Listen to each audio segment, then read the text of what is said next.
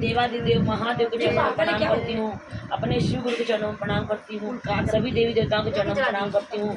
यहाँ पर बसी माताएं और बहनों को मेरा सादर नमस्कार। शिव की दीक्षा जिसके लिए हम लोग यहाँ पर एकत्रित हुए हैं, ये इसके सूत्र कितने हैं, इसके सूत्र कितने हैं, इसकी स्थापना किसने की, ये सारी बातें हम लोग अपनी पहली चर्चा में लेते हैं, क्योंकि जन सामान्य तक ये बातें पहुंचनी चाहिए। शिव दीक्षा की स्थापना हरेंद्र भैया और नीलम दीदी ने बिहार के एक छोटे से गांव में किया था, और उसका मुख्य उद्देश्य केवल यही था कि जन सामान्य का कल्याण। अब ये बताइए कल्याण कैसे होगा?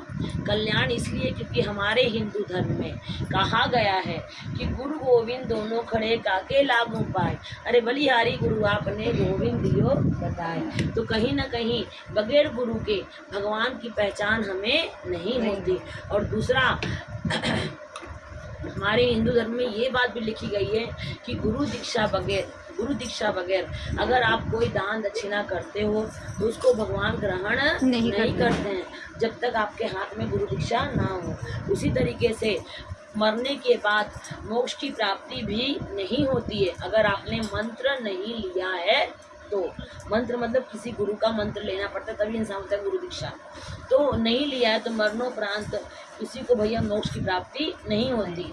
इसीलिए हिंदू धर्म में गुरु दीक्षा बहुत ज़रूरी है। पहले के ज़माना में जब बच्चे लोग 5-7 साल के हो जाते थे तभी उनका गुरु दीक्षा, जनेऊ बोलते ना, जनेऊ, तभी उनको करवा दिया जाता था। लेकिन जैसे जैसे समय बदलते गया लोग इस चीज़ को टालते गए। अब का समय ऐसा है कि जीवन के चौथे चरण में इंसान गुरु दीक्षा, चौथा चरण यानी कि बुढ़ापा, जब इंसान बुढ़ापे में आता है तब गुरु दीक्षा लेता है। क्यों? क्योंकि गुरु दीक्षा में नाना प्रकार के क्या होते हैं, नियम कानून होते हैं। जैसे एक नियम कानून बता देता हूँ, लहसुन प्याज नहीं खाना चाहिए, ठीक है। एक आध दो नियम कानून ऐसे भी हैं जो कि मतलब उससे चल नहीं पाएगा। कैसे? मैं बताती हूँ। मैं एक ब्राह्मण परिवार से बिलोंग करती हूँ। मैं मिश्रा खानदान की बहू हूँ। और मेरे जो दादा ससुर थे, जब मेरा बेटा पैदा हुआ, बड़ा वाला बेटा पैदा हुआ, तो हमारा भैया 11 घरे का बकरी रहा। 11 घर का बकरी, गाँव में ऐसे सब बनाते हैं। 11 घर की बकरी में मतलब बच्चा पैदा हुआ। मेरे जब बच्चा पैदा हुआ, जो हमारे दादा ससुर थे जिन्होंने गुरु मंत्र लिया है, उन्होंने कहा मतलब उनके लिए पिंड यानी कि जो बकरी का चारों कोना है उसमें से एक अन्न का दाना भी वो ग्रहण नहीं करते। एक अन्न का दाना भी नहीं ग्रहण करते थे। उनके लिए खाना जो था वो बकरी के बाहर जो मड़ई नहीं होता है छोटे मोटे, उसमें चूल्हा डाल के बनाया जा रहा था। कितने दिन? 12 दिन तक। क्यों? क्योंकि घर में सौरिया ही पड़ गई। समझा? कौन कहे छूना छाना, उस घर का पानी भी नहीं पीना है। क्यों? क्योंकि उन्होंने गुरु मंत्र लिया है। ऐसे ही कोई मर जाता है कोई ऐसा, तो उसमें भी उनको जाने के लिए मना किया गया। तो कहीं ना कहीं गुरु दीक्षा में बहुत सारे नियम कानून ऐसे होते हैं जिसका निर्वहन एक सामाजिक इंसान नहीं कर सकता। अगर किसी के मरने करने में नहीं जाओगे बहन, तुम्हारे दरवाजे पे कौन आएगा? हाँ, किसी के बच्चे पैदा होने पर नहीं जाओगे, तुम्हारे यहाँ कौन आएगा? तो जो होता है सामाजिक रीति रिवाज होता है, सामाजिक व्यवहार होता है। तो ये व्यवहार करने वाला जब तक अपने परिवार में नहीं हो जाता तब तक कोई गुरु दीक्षा नहीं लेता था। इसीलिए इंसान जीवन के चौथे चरण यानी जब बुढ़ाई आ जाए तब कोई आपके घर में करने वाला आ गया है तब इंसान गुरु दीक्षा लेता था, क्योंकि नियम इतने बड़े होते थे, कैसे करेगा इंसान? तो इस बात को मध्य नजर रखकर गुरु हरेंद्र भैया और नीलम दीदी ने सर्वसाधारण शिव दीक्षा की स्थापना की। इसके नियम कानून ज़्यादा कठिन नहीं है। इसके नियम एक 8 साल का बच्चा भी कर सकता है बड़े आराम से, और इसीलिए इसको सर्वसाधारण कहा जाता है। इसको ग्रहण करने में भी ज़्यादा खर्चा नहीं आता। ये तो जो गुरु मंत्र लेता है ना, गांव में जो लेता होगा उसको ज़रा पूछना बताएगा। 5 धातु का दान करना पड़ता है। 5 धातु यानी सोना चांदी ये सब लेके, स्टील तांबा पीतल नहीं है किसी के पास, ना हो पाए तो कैसे करेंगे? तो क्या होगा? इस बात को ध्यान रखकर हरेंद्र भैया ने सर्वसाधारण शिव दीक्षा की स्थापना की, जिसको 8 साल का बच्चा भी ग्रहण कर सकता है। और ये दीक्षा लेने के बाद अगर कहीं आपकी मृत्यु होती है तो प्रभु भी आपको अपने दरबार में बुला लेते हैं। समझा? तो इसीलिए सर्वसाधारण शिव दीक्षा है।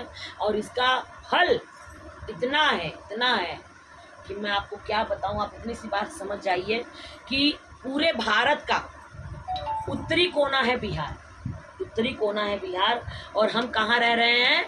मुंबई, यानी कि दक्षिण कोने में। हम भारत के दक्षिण कोने में रह रहे हैं।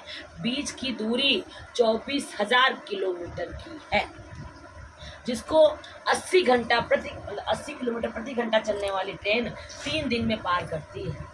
ये साधारण से शिव दीक्षा, कहीं टीवी में प्रचार आ रहा है इसका? नहीं आ रहा है। कहीं कोई बाबा करने के लिए आ रहे हैं? नहीं आ रहे हैं। फिर भी मुंबई के घर घर में हो रहा है, तो कहीं ना कहीं इसका फल सबको मिल रहा है, और कोई ना कोई, हर एक इंसान आगे बढ़ रहा है।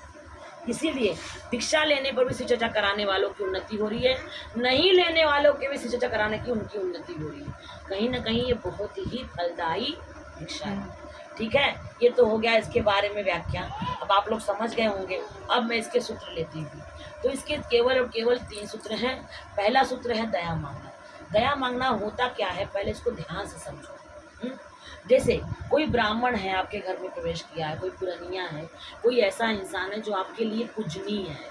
हाँ, जैसे सास हो गए, ननद हो गई, जेठान हो गए, ये सब पूजनीय है, ब्राह्मण पूजनीय है।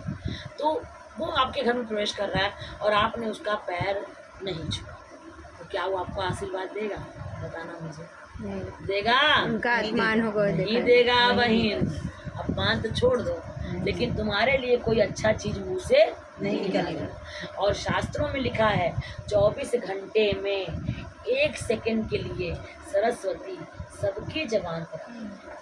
और मान लीजिए आशीर्वाद देने के टाइम पे उसके जबान पर अगर ये बात सरस्वती हो, तो आपका तो कल्याण हो गया। हुआ कि नहीं? इसीलिए हर इंसान को अपने प्रति कोई अच्छी बात निकालने के लिए सामने वाले का पैर छूना, यानी दया मांगना जरूरी है। और एक बात आपको बताती हूँ, छोटी सी बात। अगर सोच लो कि बहुत बुरा सोचता है मेरे बारे में, ये इंसान मेरे बारे में बहुत खराब सोचता है, उस इंसान का भी अगर आपने पैर छुआ तो अच्छा आशीर्वाद नहीं देगा, लेकिन इतना तो बोलेगा, जा भैया सुखी रहो, बड़ा कही जा। इतना तो कहा भाई करे। तो दुश्मन भी गलत शब्द मुंह से नहीं निकाल सकता। तो वो तो भगवान है, वो तुम्हारे भी परम पिता है, मेरे भी परम पिता है, हर इंसान के परम पिता है। तो कैसे आपके लिए गलत सोचेंगे? तो इसीलिए जब भी सुबह आपकी आँख खुले, सुबह इसलिए कह रही हूँ कि हर इंसान का जीवन चक्र दिन और रात से बना होता है, दिन और रात से बना होता है। तो जब भी आपकी, अगर आपने सुबह को दया मांगा तो आप देखोगे आपका दिन बहुत अच्छे से जा रहा है। हाँ, और अगर नहीं मांगा, जैसे कभी कभी होता है ना, दिन में झगड़ा हो जाए तो रात को बहन नींद नहीं आती है क्या? इसलिए इंसान मनाता है कि मेरा दिन बहुत अच्छा जाए। तो जब भी सुबह आपकी आँख खुले, दोनों हाथ जोड़िए, उसी बिस्तर पर बैठ के, कोई आवश्यकता नहीं है नहाना धोना, कुछ नहीं, हाथ जोड़िए, मन ही मन शिव गुरु का ध्यान करिए और कहिए, हे शिव गुरु, आप मेरे गुरु हैं, मैं आपकी शिष्या हूँ, मुझ पर दया कर दीजिए, मुझ पर दया कर दीजिए, मुझ पर दया कर दीजिए, मुझ पर दया कर दीजिए, मुझ पर दया कर दीजिए। ये केवल 5 बार सुबह बोलना है, आप देखोगे आपका दिन बहुत अच्छा जाएगा। अब आते हैं रात। दिन अच्छा गया तो रात को नींद आएगी, लेकिन हर इंसान की परेशानी अलग अलग होती है। किसी को भैया बिटिया का विवाह का टेंशन है ना, किसी को बेटे की नौकरी का टेंशन है ना, किसी को टेंशन है बेटे की बहू आ जाए। तो हर इंसान का एक अलग अलग परेशानी है कि नहीं? तो इस तरीके से भैया जब भी आप सोने जाओ तो एक बार ये बात की दया मांग लो, हे शिव गुरु, आप मेरे गुरु हैं, मैं आपकी शिष्या हूँ, मेरा फला कार अटका पड़ा हुआ भगवान, दया करो कि मेरा ये काम हो जाए। कुछ भी जो आपके मन में दर्द हो, जो आपकी तकलीफ हो, सायंकाल को कही गई दया, आप देखोगे एक एक कदम आप रोज आगे बढ़ते जाओगे। दया मांगने में इतनी बड़ी शक्ति है।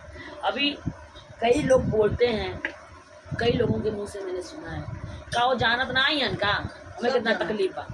हाँ, बात तो सही है। इसके लिए एक छोटी सी कथा सुनिए महाभारत की, समझना जरा, लू ना विस्तार से चले ना कि भजन ज्यादा सुनने। मैंने कहो, महाभारत में एक बहुत सुंदर प्रसंग है। वो प्रसंग ये है कि जब पांडव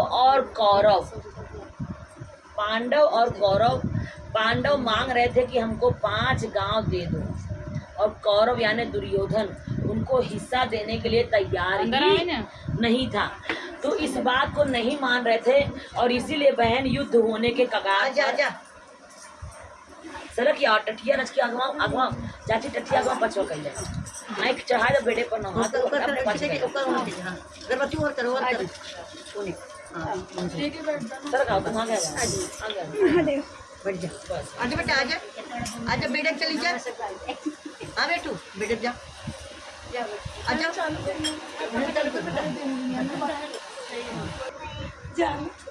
बोलो बोलो बोलो। तब बहन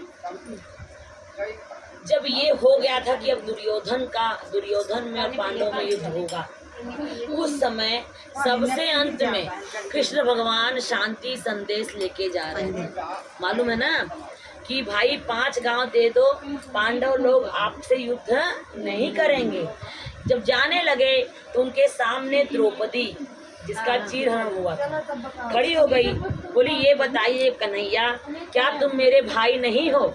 क्या तुम मेरे भाई नहीं हो? तो कन्हैया बोल रहे अरे क्यों नहीं हो, मैं तो तुम्हारा भाई हूँ, तभी तो चीर बढ़ाया गया। कहन तो क्या आप नहीं चाहते हो कि मेरे अपमान का बदला लिया जाए? क्या आप नहीं चाहते हो? अब थोड़ा सा द्रौपदी की आंख में पानी था, तो आप युद्ध क्यों रोक रहे हो? होने दो युद्ध। मेरे बाल खुले पड़े हुए हैं, मैंने कसम लिया है कि जब तक दुर्योधन का खून नहीं लूंगी तब तक मैं बाल नहीं बांधूंगी। तो क्या आप नहीं चाहते सब हो? अब की बार द्रौपदी की आंख में आंसू था।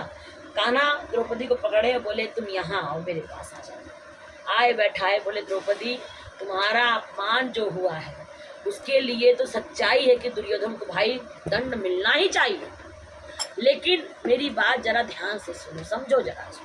क्या कि अगर पांडव और कौरवों में युद्ध होगा, पांडवों और कौरवों में युद्ध होगा तो इतना जान लो केवल दुर्योधन नहीं मारा जाएगा, उसके साथ कई लाखों करोड़ों सैनिक मारे जाएंगे। और उनका क्या दोष है ये बताओ मुझे? उन्होंने तो कोई कांड नहीं किया, क्यों वो मारे जाए? और अगर एक सैनिक को मैं बचा सका तो मैं तुम्हारा अपमान बता सकता। और इसीलिए मैं शांति दूत बन के जा रहा हूँ कि ये इतना बड़ा जो होने वाला है, यानी नरसंहार होने वाला है, उसको मैं बचा सकूं। ठीक है? तो द्रौपदी ने कहा कन्हैया तुम तो भैया चमत्कारी इंसान हो, भगवान हो तुम अगर चाहते तो जो द्वंद्व यानी कि जो जुआ खेला गया वो खेला ही नहीं जाता। तुम अगर चाहते तो वो नहीं हो सकता, नहीं हो सकता। तब क्यों नहीं गए बचाने के लिए? तो कन्हैया ने क्या कहा, कृष्ण भगवान ने क्या कहा, ये बहुत बड़ी बात है बहन, समझो इसको। द्रौपदी पांडवों ने मुझे बुलाया ही नहीं। क्या कहा? पांडवों ने मुझे बुलाया ही नहीं, वरना मैं उनको हारने ही नहीं देता। ये नौबत आती ही नहीं, लेकिन पांडवों ने मुझे नहीं बुलाया और मैं तब आया जब तुमने मुझे बुलाया। तो बहन कथा का केवल केवल यही है कि जब तक हम अपने भगवान को नहीं बुलाते भगवान कैसे आएंगे? नहीं आएंगे ना। इसी का मतलब है कि दया मांगना बहुत जरूरी है। तो ये जो कथन है वो नहीं जानते हैं क्या? वो करेंगे नहीं तो वो क्यों नहीं कर रहे हैं? इसमें कहीं ना कहीं अहंकार टाइप का लगता है। जैसे सुदामा को सबको मालूम है सुदामा कौन था, है ना? कृष्ण भगवान का परम मित्र था। सुदामा इतना गरीब हो गया था, कन्हैया तो राजा थे, है ना? चाहते क्या कन्हैया कृष्ण भगवान को मालूम नहीं था उसका क्या हाल है, लेकिन मालूम था। प्रभु ने तब तक कल्याण नहीं किया जब तक उसने कान्हा और सुदामा अपने दोनों के बीच की दीवार को तोड़ा नहीं। और वो दीवार कौन सी थी? वो तो इतने बड़े राजा हैं, उनसे मैं कैसे मिलने जाऊं? मैं तो गरीब हूँ, मेरी क्या सुनेगी? कुछ नहीं, है ना? तो ये जो बात थी ये कहीं ना कहीं इन दोनों के बीच का दीवार था। चाहे अब इसको अहंकार समझो, चाहे अपने मन की ग्लानि समझो, कुछ भी समझो, जब तक हम अपने भगवान के पास खुले दिल से नहीं जाएंगे भगवान आपकी मदद नहीं करेंगे। देखा आपने, सूखे चावल लेके सुदामा गया और कन्हैया जब सुने कि सुदामा आया है, फटे हाल धोती में आया है, वो नंगे पैर भागे और अश्रुओं से उनका पैर धुलाया गया। और जब 3 मुट्ठी वो खा रहे थे, 2 मुट्ठी खाए तो दोनों लोग दे दिए, और जब तीसरी मुट्ठी उठाए तो बैकुंठ देने जा रहे थे, जबकि रुक्मिणी ने, अरे महाराज क्या करते, कहाँ जाऊंगी मैं। तो जब भाव में आ गए प्रभु तो सब कुछ दे दिए। जब प्रभु भाव में आ गए सब कुछ दे दिए, लेकिन उनके भाव में आने के लिए बहन हमको उनके सामने हर बात कहनी जरूरी है ना। इसी को कहते हैं दया मांगना। अब समझ में आ गया दया कैसे मांगनी है, क्यों मांगनी है, कब मांगनी है, कैसे क्या करना है। ये पहला सूत्र है। दूसरा सूत्र है नमः शिवाय का जाप 108 बार सुविधा अनुसार। नमः शिवाय का जाप, देखिए कोई भी मंत्र लो आपको जाप तो करना ही पड़ेगा। शिव दीक्षा में केवल नमः शिवाय का जाप करना है और ओम नहीं लगाना है।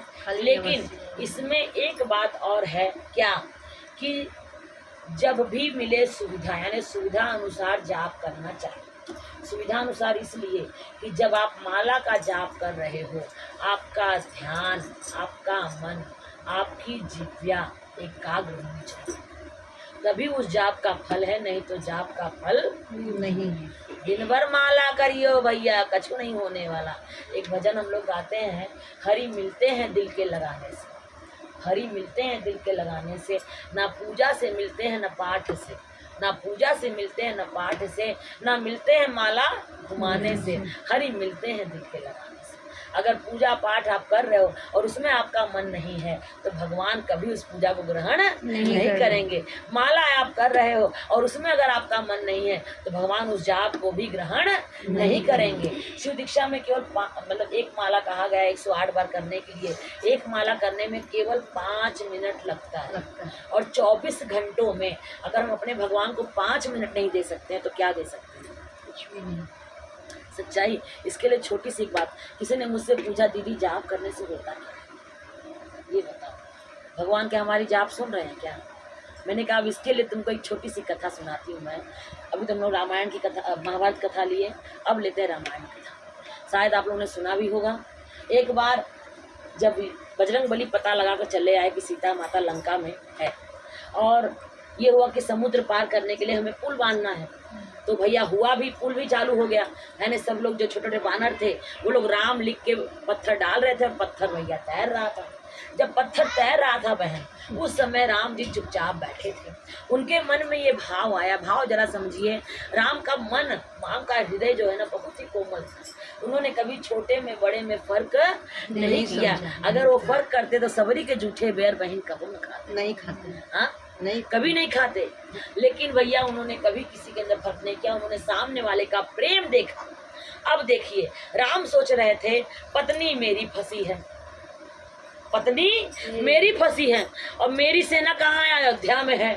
यहाँ पर लड़ने के लिए किसकी सेना है, सुग्रीव की सेना है।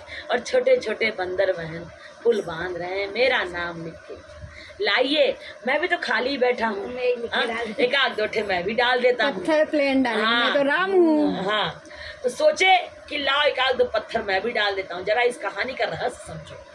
तो प्रभु ने एक पत्थर डाला लेकिन बहन वो तैरा नहीं, क्या हो गया, डूब गया।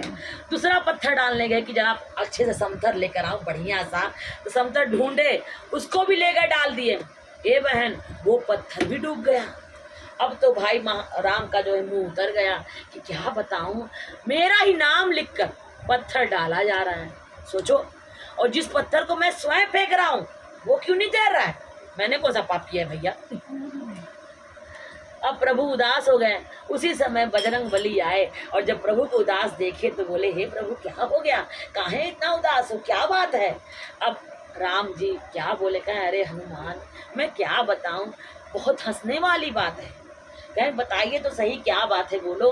कहें राम हनुमान छोटे छोटे बानर देख रहे हो मेरा नाम लिख के पत्थर डाल रहे हैं और तैर रहा है। मैंने सोचा आखिर पत्नी तो मेरी ही फंसी है, लाओ मैं भी एक दो पत्थर डाल देता हूँ। लेकिन अब क्या बताऊँ, एक पत्थर डाला वो तो डूब ही गया, दूसरा पत्थर तो बड़ा सोच समझ के डाला लेकिन वो भी डूब गया। बताओ, मेरा नाम लिखने से जो पत्थर तैर रहा है और जिसको मैंने स्वयं डाला वो क्यों डूब गया। बजरंग बली इस बात में बोले, क्या प्रभु आप भी बच्चों जैसी बात कर रहे हो, आपको इतनी सी बात समझ में नहीं आई? कहन क्या भैया तुमको समझ में आ गया, मुझे नहीं आया? कहन हाँ। बोले क्या बताइए? एक गाना है, भगत के बस में है भगवान। समझा? भगवान बड़े हैं ये मैं नहीं कहूंगी, लेकिन भक्त उनसे भी बड़े हैं, क्योंकि भक्त की उनके अंदर श्रद्धा है। अब बजरंग बली समझा रहे हैं, प्रभु जिस पत्थर को वो लोग डाल रहे हैं, जिस पत्थर को वो लोग डाल रहे हैं उसमें आपका नाम लिखा गया है, इससे उस पत्थर में आपका एक अंश आ गया, आपका एक अंश आ गया। और जिस पत्थर को आपने डाला उसमें नाम तो लिखा ही नहीं था, और वैसे भी आपने उसको क्या किया? छोड़ दिया। आपने क्या किया? छोड़ दिया। तो उसको तो डूबना ही डूबना है, उसको तो डूबना ही डूबना है। आपका इतनी सी बात आपको समझ में नहीं आई?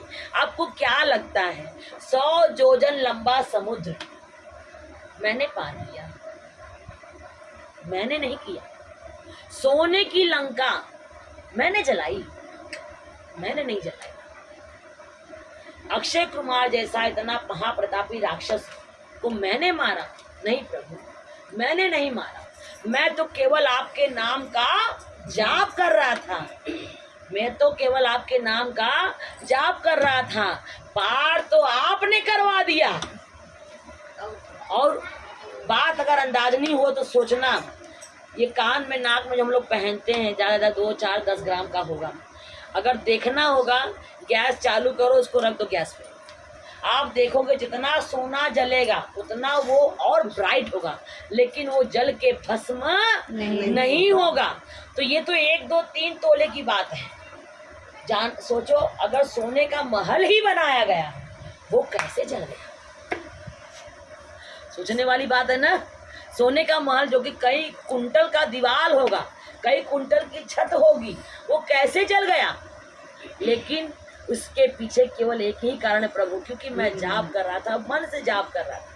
सारा मेरा कार्य तो आपने कर दिया, मैंने कुछ नहीं किया। तो जाप करने में इतनी बड़ी शक्ति है कि बड़े से बड़ा कार्य ऐसे निपट जाएगा बहन, उसमें कोई रोक नहीं सकता। और इसीलिए जाप करो तो मन लगा के करो। ये दूसरे सूत्र का प्रकरण बताया मैंने। जाप जब भी करो मन लगा करो, भले 5 ही मिनट करो, लेकिन ऐसे करो कि उनके अंदर लीन होकर करो। अगर आप लीन नहीं होंगे तो प्रभु भी आपके अंदर लीन नहीं होगा। जो हम लोगों ने महाकाल की मूर्ति बनाई है, ये असलियत में है क्या? एक कपड़ा है, एक बॉटल है कि नहीं? लेकिन बहन उनकी आकृति बनाने से उसमें भगवान का अंश आ गया है। अब इनसे आप जो भी मांगोगे हाँ, वो पूर्ण हो जाएगा, क्योंकि उसके अंदर भगवान का अंश है। और यही अंश जब तक आप जाप नहीं करोगे आपके अंदर नहीं आएगा। समझ में आया जाप क्यों करना चाहिए? हाँ। ये दूसरा सूत्र हो गया बहन। अब आते हैं तीसरे सूत्र के पास। तीसरा सूत्र है चर्चा करना। जैसे हम लोग यहाँ बैठ के शिव की चर्चा कर रहे हैं, रामायण की कथा ले रहे हैं, महाभारत कथा ले रहे हैं, ये तो कथा है ही। लेकिन मान लीजिए ये पूजा अगर हम लोग रोज़ तो अपने घर पे करा नहीं सकते हैं, तो तीसरे नियम का पालन हम रोज़ कैसे करेंगे? तो जब भी एक दूसरे से करो, मिलो, तो शिव की चर्चा करो, शिव के बारे में बात करो। शिव ने क्या किया है, कैसे किया है, क्या क्या किया है, ये कहो। और कुछ भी नहीं कर पाओ, अगर कुछ भी नहीं कर पाओ तो केवल एक शब्द में चर्चा पूरी होती है। क्या? जैसे चाची पूछ ली बेटी का हाल चाल बा, शिव की कृपा से मैं। ये एक प्रकार का क्या है? चर्चा। ये पूरे पूजा का फल आपको उसी समय उतनी सी बात पे मिल गया। समझा? ये कहने से आपकी जीविया पवित्र होती है। जीविया पवित्र होती है तो हमारा मन पवित्र होता है, और मन पवित्र होता है तो हमारा पूरा जीवन पवित्र होता है। जैसे हम लोग कहते हैं ना, चलो गंगा नहा आते हैं, अपने पाप धो आते हैं, चलो गंगा नहा आते हैं, अपने पाप धो आते हैं। उसी तरीके से इस जबान से हम लोग दिन में नाना प्रकार के झूठ बोलते हैं। कभी कभी अनायास ही, अरे नालायक,